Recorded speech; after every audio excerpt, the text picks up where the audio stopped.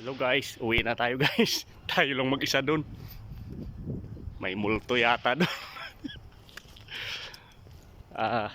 Winter na guys, you know. Doon ako sa dulo. Umuwi ako. Yung partner ko ay hindi pumasok. Natakot ako doon. Ayan. Ito yung company yung pinagpasukan namin. Diba? Dito guys.